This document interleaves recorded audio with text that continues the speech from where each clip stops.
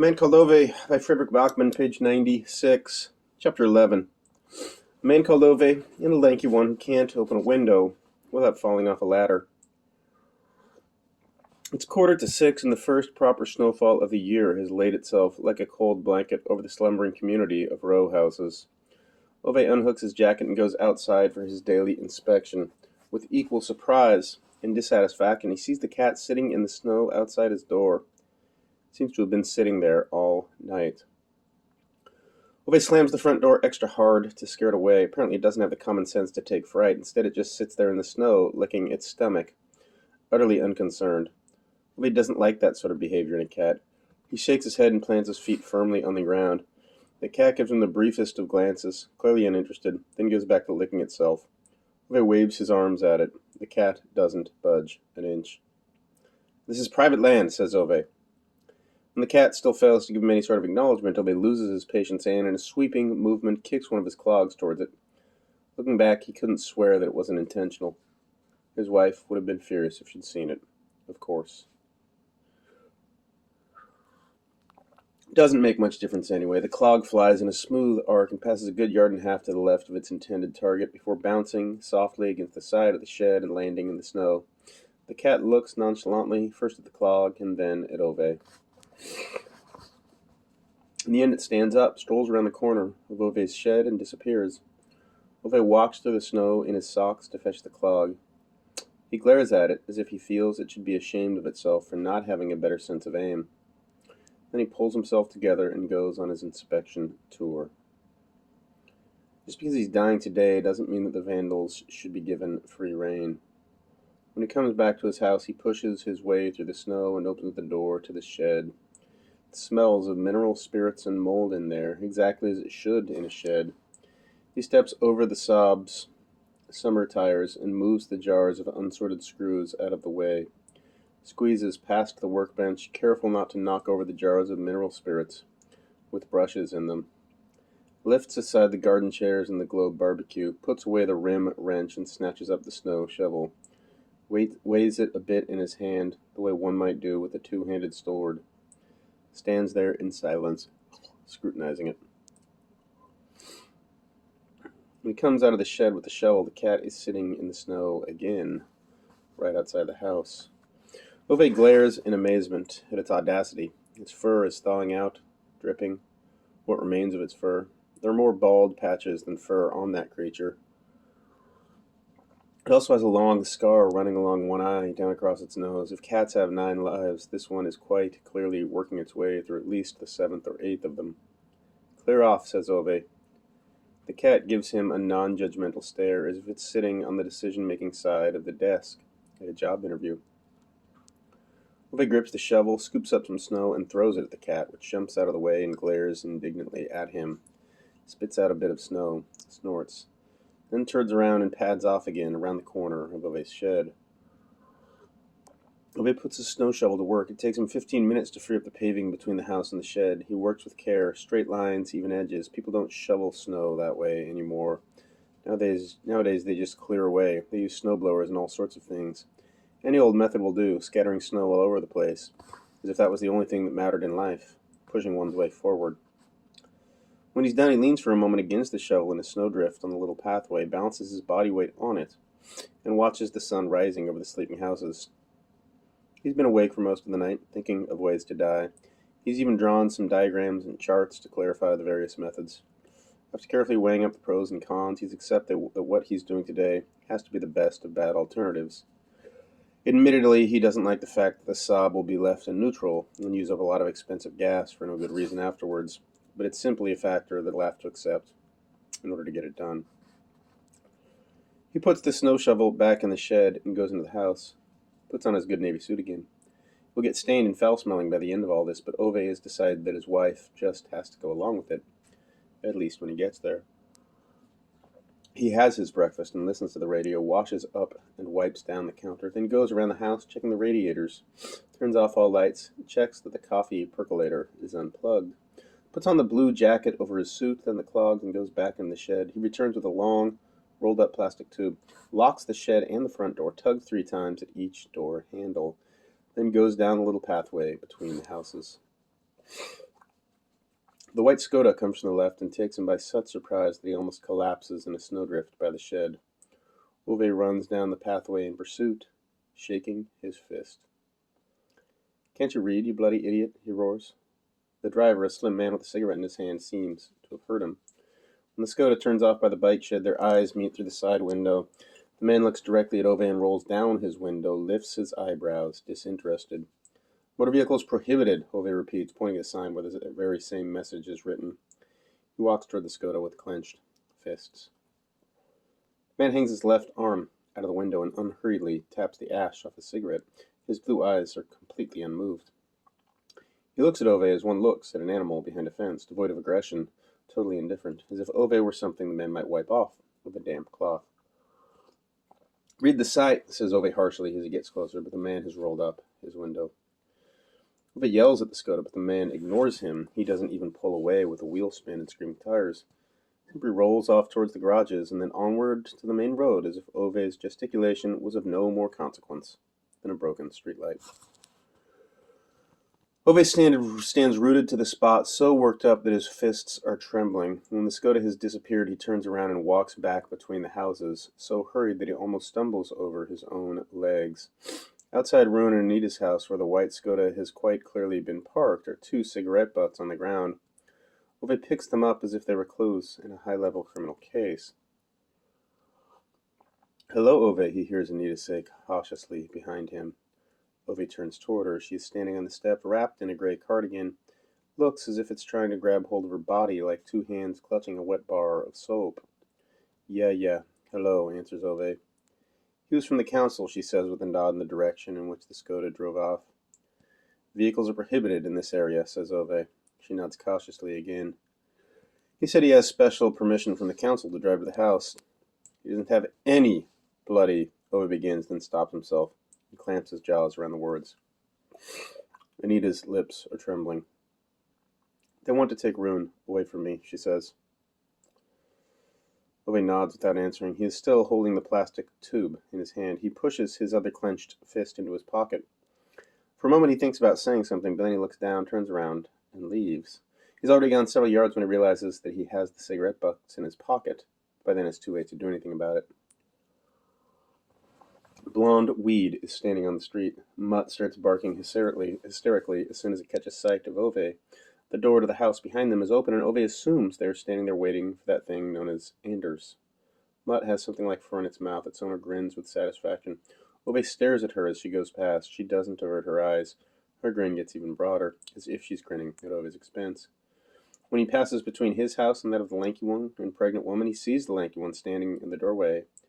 "Hi there, Ove," he calls out inanely. Ove sees his ladder leaning up against the lanky one's house. The lanky one waves cheerfully. Apparently he's got up early today, or at least by the standard of IT consultants. Ove can see that he's holding a blunt silver dinner knife in one hand, and he realizes he's most likely intending to use it to lever the jammed upstairs window. Ove's ladder, which the lanky one is clearly about to scale, has been shoved at an angle into a deep snowdrift.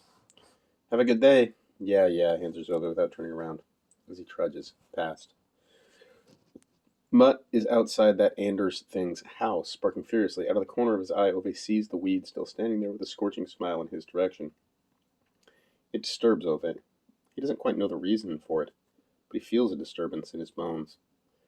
As he walks up between the houses, past the bicycle shed and into the parking area, he reluctantly admits to himself that he's walking around looking for the cat, but he can't seem to find it anywhere. He opens his garage door, unlocks the sob, and stands there, his hands in his pockets for what must be in excess of half an hour. He doesn't quite know why he's doing it. He just feels like that something like this requires some kind of sanctified silence before one heads off. He considers whether the paintwork of the Saab will become terribly dirty as a result of this. He supposes so. It's a pity and a shame, he realizes, but not much can be done about it. He gives the tires a couple of evaluating kicks. They're in fine order, they really are. Good for at least another 3 winters, he estimates, judging by his last kick, which quickly reminds him about the letter in the inside pocket of his jacket. So he fishes it out to check whether he's remembered to leave instructions about the summer tires. Yes, he has. It's written here under Saab plus accessories. Summer tires in the end, and then clear instructions that even a genuine moron can understand about where the rim bolts can be found in the trunk. Ove slides the letter back into the envelope and puts it in the inside pocket of his jacket. He glances over his shoulder into the parking area, not because he's bothered about that damned cat, obviously.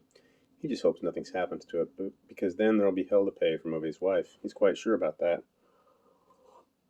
He just doesn't want it ticking off because of the damned cat, that's all. The sirens of an approaching ambulance can be heard in the distance, but he barely takes any notice.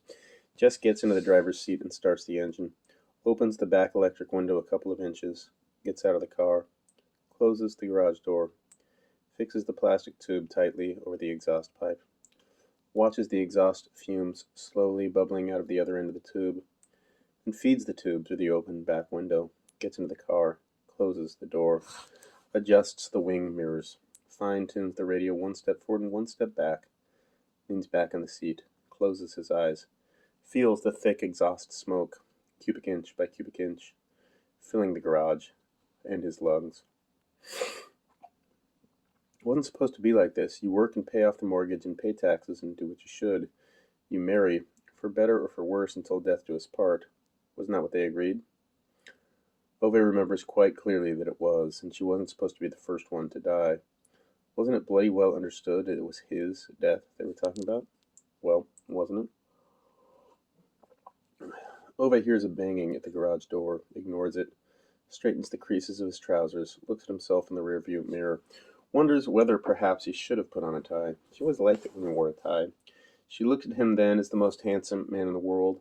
He wonders if she will look at him now, if she'll be ashamed of him turning up in the afterlife unemployed and wearing a dirty suit. Will she think he's an idiot who can't even hold down an honest job without being phased out, just because his knowledge has been found wanting on account of some computer? Will she still look at him the way she used to, like a man who can be relied on? A man who can take responsibility for things and fix a water heater, if necessary. Will she like him as much now that he's just an old person with no purpose in the world? There's more frenetic banging at the garage door. Ove stares sourly at it. More banging. Ove thinks to himself that it's enough now. That will do, he roars and opens the door of the Saab so abruptly that the plastic tube is dislodged from between the window and the molding and falls onto the concrete floor. Clouds of exhaust fumes pour out in all directions. The pregnant woman should probably have learned by now not to stand so close to doors when Ove is on the other side. But this time she can't avoid getting the garage door right in her face when Ove throws it open violently. Ove sees her and freezes. She's holding her nose, looking at him with that distinct expression of someone who's just had a garage door slammed into her nose. The exhaust fumes come pouring out of the garage in a dense cloud covering half of the parking area in a thick, noxious mist. You have to watch out when the door is being opened, Ove manages to say. What are you doing? The pregnant one manages to bite back at him while watching the Saab with its engine idling and the exhaust spewing out of the mouth of the plastic tube on the floor. Me? Nothing, says Ove indignantly, looking as if he'd prefer to shut the garage door again. Thick red drops are forming in her nostrils. She covers her face with one hand and waves at him with the other. I need a lift to the hospital, she says, tilting her head back. Ove looks skeptical. What the hell? Pull yourself together. It's just a nosebleed. She swears in something Ove assumes is Farsi and clamps the bridge of her nose hard between her thumb and index finger. Then she shakes her head impatiently, dripping blood all over her jacket. Not because of the nosebleed. Ove's a bit puzzled by that. Puts his hands in his pocket. No. Well then, she groans. Patrick fell off the ladder. She leans her head back so that Ove stands there, talking to the underside of her chin. Who's Patrick? Ove asks the chin. My husband, the chin answers. The lanky one, says Ove. That's him, yeah, says the chin. And he fell off the ladder? Yes, when he was opening the window. Right, what a bloody surprise. You could see that one coming from a mile away. The chin disappears and the large brown eyes reappear. They don't look entirely pleased. Are we going to have a debate about this, or what? Ove scratches his head, slightly bothered. No, but can't you drive yourself in that little Japanese sewing machine you arrived in the other day? He tries to protest. I don't have a driver's license, she replies, mopping blood from lip. What do you mean you don't have a driver's license? Asks Ove, if her words are utterly inexplicable to him. Again, she sighs impatiently. Look, I don't have a driver's license, and that's all. What's the problem? How old are you? Ove asks, almost fascinated now. 30, she says impatiently. 30, and no driver's license. Is there something wrong with you? She groans, holding one hand over her nose and snapping her fingers with irritation in front of Ove's face. Focus a bit, Ove. The hospital. You have to drive us to the hospital. Ove looks almost offended. What do you mean us? You have to call an ambulance if the person you're married to can't open a window without falling off a ladder. I already did. They've taken him to the hospital, but there was no space for me in the ambulance. And now because of the snow, every taxi in town is occupied and the buses are getting bogged down everywhere. Scattered streams of blood are running down one of her cheeks. Ove clamps his jaw so hard that he starts gnashing his teeth. You can't trust bloody buses. The drivers are always drunks, he says quietly, his chin at an angle that might make someone believe he was trying to hide his words on the inside of his shirt collar. Maybe she notices the way his mood shifts as soon as she mentions the word bus. Maybe not. Anyway, she nods as if this, in some way, clinches it. Right then, so you have to drive us. Ove makes courageous attempts to point threateningly at her, but to his own dismay, he feels it's not as convincing as he might have hoped. There are no have-tos around here. I'm not some bloody mobility service, he manages to say at last. But she just squeezes her index finger and thumb even harder around the bridge of her nose, and nods. If she has not in any way listened to what he just said, she waves with irritation towards the garage and the plastic tube on the floor, spewing out exhaust fumes thicker and thicker against the ceiling. I don't have time to fuss about this anymore. Get things ready so we can leave. I'll go and get the children. The children! Ove shouts after her without getting any kind of answer. She's already swanned off on those tiny feet that look wholly undersized for that large, pregnant bump, disappearing around the corner of the bicycle shed and down towards the houses. Ove stays where he is, as if waiting for someone to catch up with her and tell her that actually Ove had not finished talking, but no one does. He tucks his fists into his belt and throws a glance at the tube on the floor. It's actually not his responsibility if people can't manage to stay on the ladders they borrow from him. That's his own view. But of course he can't avoid thinking about what his wife would have told him to do under the circumstances if she'd been here. Of course, it's not so difficult to work it out, Ove realizes, sadly enough. At long last, he walks up to the car and pokes off the tube from the exhaust pipe with his shoe, gets into the Saab, checks his mirrors, puts it into first, and pulls out into the parking area. Not that he cares particularly about how pregnant foreign woman gets to the hospital, but Ove knows very well that there will be no end of nagging from his wife. If the last thing Ove does in this life is to give a pregnant woman a nosebleed and then abandon her to take a bus. If the gas is going to be used up anyway, he may as well give her a lift there and back. Maybe then that woman will leave me in peace, thinks Ove. But of course, she doesn't.